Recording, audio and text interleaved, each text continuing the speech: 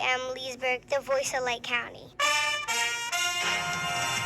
It's time for the Healthy Aging Radio Show, heard every Thursday at 12 noon on WQBQ 1410 AM and 95.1 FM. We are here to answer your aging questions pertaining to diet, health, and nutrition. Call now at 352-315-1410. Brought to you by Lake Nutrition Center, located in La Plaza Grand South, up in the Villages. Now here's Barbara, the owner of Lake Nutrition. Hello, Q family. Hello, James. Happy Thursday. Yes, it's another Thursday. Thirsty Thursday. What? We're thirsty for knowledge. Thank you. Yeah, you're going to get some knowledge today. I got a little knowledge on that news story. How funny was that? That was pretty good. Oh my goodness. Dumbest criminal of the world. Da-da-da-da, you're the winner. Right. He's got the license in his pocket. And he ain't got a name. And he doesn't have a name. Love it. Yeah. You never know what you're going to hear on the news here at the Q. Right. It's all local all the time, I got to tell you. Why wouldn't you just comply? Yeah. Because he knew he hadn't paid child support. He was going to jail either way. Right. Now he just got a few more charges. And they weren't trumped up. They were all on his own. Hey, welcome to Healthy Aging with our friend Barbara. Thank you, James. It's great to be here. So healthy aging, I mean, it means a lot of different things to a lot of different people, but it should be a mindset. I had a customer come in this week, Charlie, who is 100 years old. What? Yes. Bless his heart. And he drove. And he has full cognitive function. Love and he is just a delight. He's been in the store. Last time he was in the store was when he was like turning 98. So he doesn't come in often, but he came in and he said, he told us he turned 108 in August. So he's like into the 100. Into the 100. Yeah. Heavy. And he believes that his longevity is from running.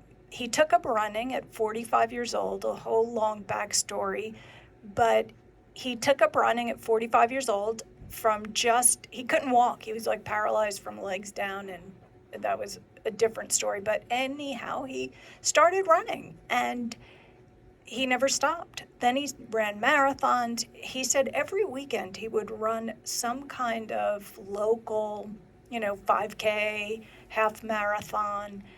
And I said to him, I go, you know what, Charlie? I said, this is what all the studies show, that you could do any little bit of exercise now is going to pay dividends later on in your life.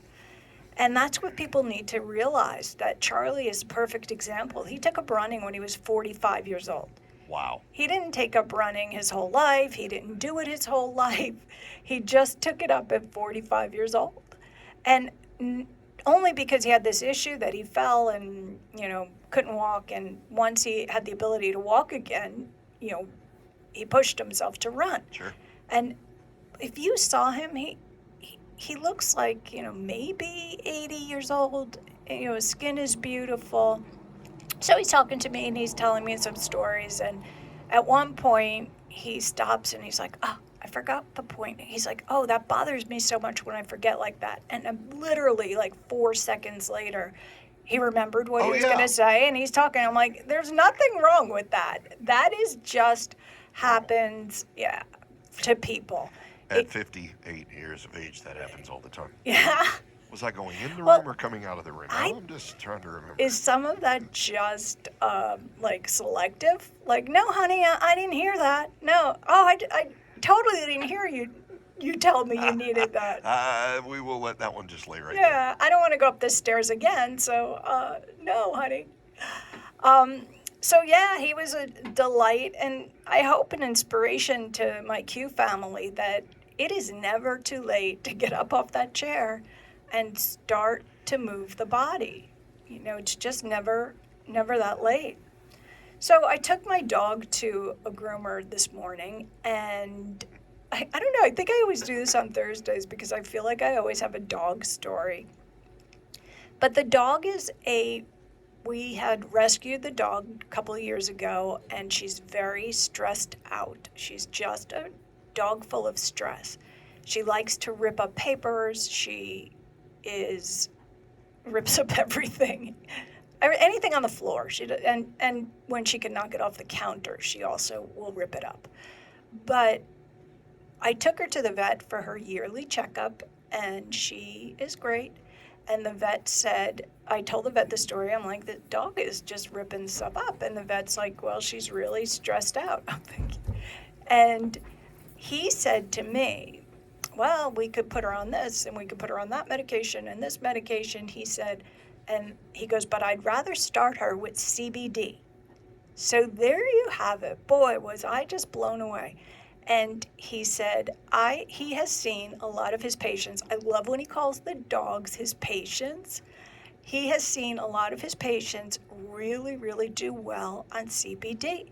And I've given it to my dogs for other reasons. If they had a rash or something, allergies, uncomfortable. And I've given my dogs stress, natural stress things. But I was excited when the vet validated that CBD is a good way to help your dogs either with inflammation or stress, because it works and it helps people and it supports their stress and their well-being. And it gets a bad rap, and of course, the government wants to take it away and tell everybody it's an awful thing, and they always want to take away something that they're not making money on, or that's the sense that I get. That's my opinion of things that get taken away. And there's, battle to keep CBD because people need it. And Tiger Woods, he had boatloads of, regardless of what you want to think about Tiger Woods, he had tons of surgeries, tons of back issues, always in pain. And he says the only thing that worked for him was the CBD. And he had a lot of backlash about using CBD. So he created his own CBD and he sells it. And I think the point is that sometimes these alternatives, they work for people and people get support and feel better about it. But because others don't understand, and I'll be the first one to say I didn't understand CBD before I bought the store. I'm like, I don't know if I want to carry CBD. But when I've seen the results, I've used it myself, I know how it really supports and helps, and it's not addictive and it's not psychoactive. And one of these days I'll bring on one of our vendors that sells the CBD in our store to give you a good heart-to-heart about what it really is. And you need to know that it helps. And there are other things too, naturally, that help in the store for anxiety and pain that support those areas of your life. But I was really, again, like I said, I was very excited that the vet was validating. I've seen also a very different twist of what's going on. And one of the things that I've noticed a pattern of is that doctors are now prescribing different vitamins. People are coming in now with prescriptions for NAC, for vitamin C, for vitamin D, for zinc, for many upper respiratory, immune building vitamins, and literally on a prescription pad. And they walk in and they're like, my doctor told me to get this. So that's very encouraging and very enlightening. And it should be a note to each of you that there are ways to support your body. And we've talked about this, to get your body and your immune system back in shape that it needs to be in, so that you could fight different things that come your way. And, the things that come your way are, you don't even notice they come your way. For example, you walk into a room that's freshly painted. Well, those toxins go into your body and they cause your immune system to freak out because it's not a natural, normal smell. It's not good oxygen. I get very concerned for people that don't understand that different things that happen to their body, or they're, constantly spraying, bug spray or whatever the thing is that we constantly have. Those are different toxins that affect you in different ways. But you could come to Lake Nutrition Center and I'll talk to you about it. And you could Where's that? go to the website And there are many ways to get in touch with us, either at the website, on our Facebook page. These talks are being uploaded to YouTube, and the channel is Ageless Ways, Longer Days. We're going to live agelessly, Q family. We're going to think about how to move forward in a way that doesn't look like we're going to stop. You know, when you see 100-year-old Charlie, you notice that there's no stopping him. He just keeps going and going. And he had hurt his hip, and he can't wait for his hip to get healed so that he could go back to running. 100-year-old Charlie. Wow. Yeah. So, I mean, there's so much that we could do that doesn't take a lot of effort. We don't have to run marathons, but it would be nice if we walked past the refrigerator. we may want to just start with walking past the refrigerator instead.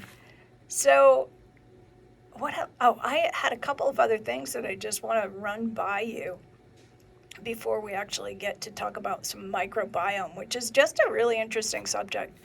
So, I was signed up to take the phlebotomy test yesterday, and it's proctored on the computer, so you take everything on the computer and your proctor is on the computer, so they're making sure you don't cheat. I got up at 1 a.m. My test was going to start at 5:30 a.m. Got everything ready. Hold on, you got up at 5?